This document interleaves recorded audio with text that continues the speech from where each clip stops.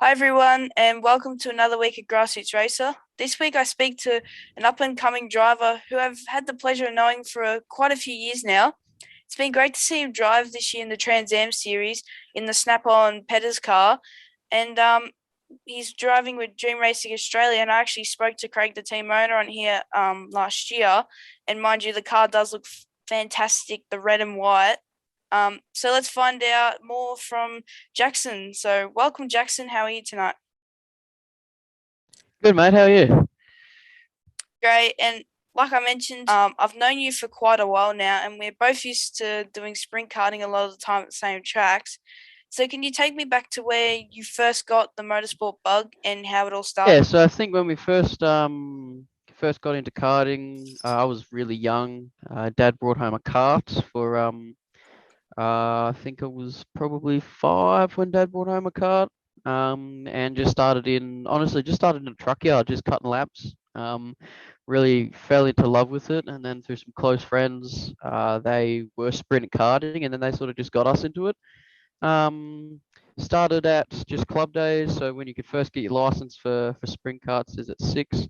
From there, just started at club days, built up from there. That was really good just to build up the fundamentals. Then went and competed through like the Golden Power Series and the state championships through the later years, and then sort of made the change to cars, and from there.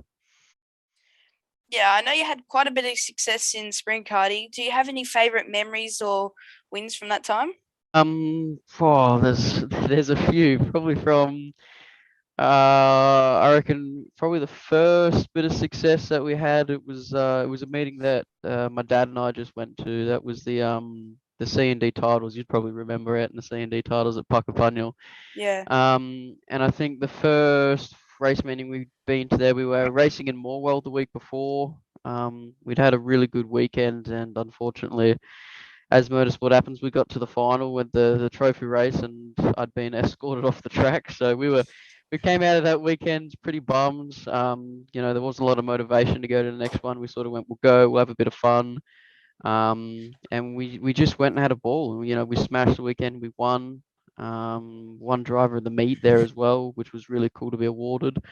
And then sort of from there, another awesome one would probably be the Australasian titles in 2019. I Mm. mean, we'd been going to that meeting for quite a few years, and to finally win the red plate, that was a really cool feeling as well. So yeah, there's definitely a few, but they'd be my top memories. Mm. Yeah, I definitely remember some of those moments. I think we were at the same weekend, Golden Power, and Gippsland. Yeah, like I do remember a couple races you were doing really well, and then you did get taken out. So it is a real shame. But you did mention that you transitioned to cars. What did you start out racing? So when we did the transition to cars, it's pretty much when I started my apprenticeship. So I started my apprenticeship, and long story short, I actually started my apprenticeship working on not knowing that I was actually building my race car. So we started just with an NA Falcon Ute, just a 6-cylinder Falcon Ute.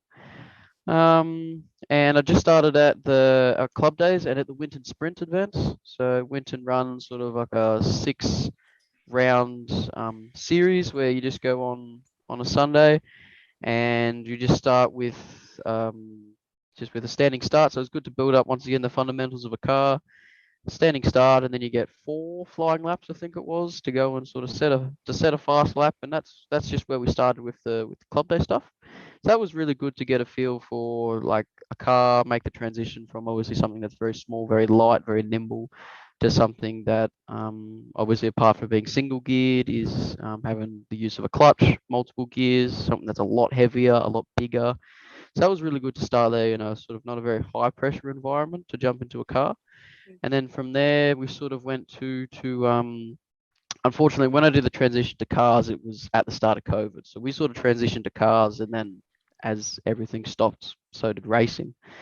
But for the small piece of racing that we could get in, we ran the Thundersport events. So I was one of the youngest ever, was the youngest ever to compete in Thundersports, Class B at 16 or just turned 17. and we competed in the VE that we are now. So that was really good, and once again, just a really good class, good bunch of guys with some national level racing.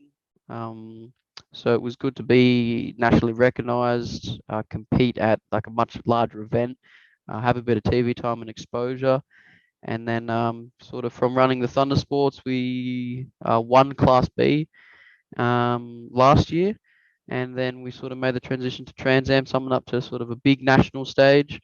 Obviously there's a lot of fast guys in there, and then to sort of throw it around with the heavyweights. Mm. And those cars are like Trans Am's a lot of horsepower. Like we were watching on Stand Sports, and you notice that they've just got a whole lot of power. So let's talk about 2022 because it's going to be a pretty exciting year of racing for you, especially in the Trans Am category. What attracted you to the most to driving these sort of cars? Well, I think the Trans Ams, when you look at what sort of level that they're on of competition, as you put it, it's probably to the equal part of Super 3 or Super 2. So a lot of those drivers actually made the transition over. And I think it was just the fact of how they are difficult to drive. They're not ridiculously heavy for a car, like they're 1,200, 1,300 kilos for a race car. The bag tire was definitely an attraction because it was something different. The difficult to drive, as you said, the high horsepower. So you're looking at, I think it's roughly about 550 horsepower or thereabouts. Four-speed G-force gearbox, so no clutch on upshift or downshift. You sort of just rip it through the gears. Um, and they're just a real muscle car. Not a lot of aero. Car moves around on you a lot. You have to be very very focused, very committed, to sort of be fast. Mm. And I think that was sort of the attraction is that the apart from like the class, like the competition in class is obviously really good. People like Nathan Hearn, Aaron Seaton, the likes of Nash Morris. Even younger generations of previous supercar drivers, like you've got Jet Johnson, Dalton Allery. There's a lot of those guys who are super quick, super competitive. There's a lot of guys in there with a lot of experience, like Owen Kelly, with the likes of JRM backed by Ambrose. So it's good to really go in and get a feel for a field of guys who are, really quick and have got a genuine amount of experience and are super competitive. And to sort of, as you say, if you want to become the best, you train with the best. So it's good to get in and mix it with guys who are, on such a high level of dedication to racing and really, feel some form of success and achievement, especially with being part of a team and such a competitive team. It's a really good feeling, and I think that was the attraction over anything else. Yeah, and you were mentioning before how you got to be like really focused. So we saw a bit of that on the weekend when unfortunately Craig Scatella was in an accident, and you arrived on the scene right behind him, and you had to avoid him in a cloud of dust. So that it's one thing to always be aware in racing, and you are a part of Dream Racing Australia, and I was telling you just before we started, I spoke to Craig Scatella last year, who started the team. Do you I you enjoy being a part of a professional team? Oh yeah, 100%. Like those guys, like Craig as a team owner is just such an awesome guy. Like just a genuine. He's put the team together as a team that's not only genuinely competitive, but as a team of guys who genuinely look after each other. So just based on drivers like teammates like Elliot Barber, he's had so much experience in so many different cars. And Carl Gert, he's obviously super competitive. This year, Craig, is a really good driver himself, and he just really enjoys it. Everybody in the team is super dedicated. Just the likes of backed by Kim Jane and Cameron Fisher, and those guys are just, it's just awesome to be able to lean on those guys for advice and to be backed by those guys and sort of just take bits and pieces of experience from them. So definitely to be part of a team and to be part of Dream Racing for 2022, it's just really cool. Yeah, it's just a genuinely good feeling, and yeah, no, it's really good, and hopefully it'll continue. I did mention your first race in Simmons Plains before in Tasmania. How did that go for you? So Simmons plans, we had a bit of a bad luck round. So hopefully we got all the bad luck out of the way for the year. Practice one, we went out for the first practice, and halfway through we actually broke the diff, broke some teeth off the crown wheel. So we had 2.5 hours to rip a diff out, fully rebuild it, and then put it back in, and then get it ready for practice two. So that was definitely good to see how the team would react, and obviously we got it done for practice two, and the team was awesome to be able to get sort of that level of work to be done in that time. Um, and then as for same deal, just before qualifying, we had some engine issues that we got sorted 15 minutes before in the warm up. Race one was definitely an eye opener for obviously the first time competing. Like that was pretty hectic, but by the time we got everything settled, I think I'd worked my way through to, I think it was just past midfield, and then unfortunately I did get turned around, which is unfortunately that's racing, that happens. So it was a good learning experience. Practice two, I don't think we had really much racing time. I think we got 6 green laps out of 22 racing, so it got called a non-race. So there was no real opportunity to move forward. And then in race three, we done super well off the start. So I think that combined, because of the results, I think we started from 19th. I'd worked my way up to 11th. We had pace for easily inside the top 10. I think on pace we had pace for 8th, and we were working back onto the pack. Had a lot of clean air, and then unfortunately we broke a serpentine belt, so we lost power steer and water pump, which was unfortunate because it was really good. We made a lot of changes to the car. The car was fast. I was feeling confident, and it was just one of those things where it was just unfortunate. It's racing, as you know, and race racing sometimes is just there's nothing you can do about it. You just got to go with it. But all round, I think, although the results on paper probably don't speak for the amount of success we had, I think we were one of the only cars who came home with no damage. Like we didn't have any damage cost. I think a good weekend is always one where you can drive it into the truck straight. We'd learnt heaps for setup and working through data and driving. So all around the weekend, all up was a really, really good weekend. It was really positive, and I'm looking forward to being able to head into Phillip Island with some confidence and to hopefully be a top 10 competitor. That's sort of what the aim is, and to have some success. And I think definitely the backing of Dream Racing, we should be able to achieve that. So you were mentioning it before, and Craig actually told me this. Your mechanics on everyone's car worked very hard because in racing there is problems. So I think the mechanics do deserve a big shout out. So if any of them are watching, you guys do a great job. You do a great job getting the cars out for each session. You said that you lost the serpentine belt and you had no power steering. It would have been pretty hard on your body. Are you feeling okay at the moment, or? Yeah, no, I'm feeling good. I was surprised over the weekend how obviously done a lot of fitness training and just a lot of training in general just to get prepared for the weekend and for the series. Sort of it is like competing at that level is hard on your body, and I think physically and mentally you have to be prepared to really give it your all and to sort of stay with it the whole weekend, and that is obviously challenging. But we did a lot of preparation for this weekend and for the series, and I'll continue to do so. So all round on the weekend, I actually feel all right. Came back from the weekend and was surprised. Um, but that lap or two that we're out there with no power steering was definitely an eye opener for how to drive the car, just to give you some sense of turning ability. Mm. And just like it was, yeah, I must say that lap or two was pretty physically demanding. But no, it was definitely. I think it was good to have it done on sort of our first race, get it out of the way, sort of go like, yep, I know what that feels like now. We can deal with that in the future. So, but no, actually, I'm feeling good now. Yeah. And this year you've been backed by some pretty cool sponsors who are very iconic, like Snap-on and Pedders suspension and brakes. Um, how's that all come about? So I think just through general connections, and obviously especially through COVID, it's pretty difficult to get backed, and especially by sponsors like Snap-on.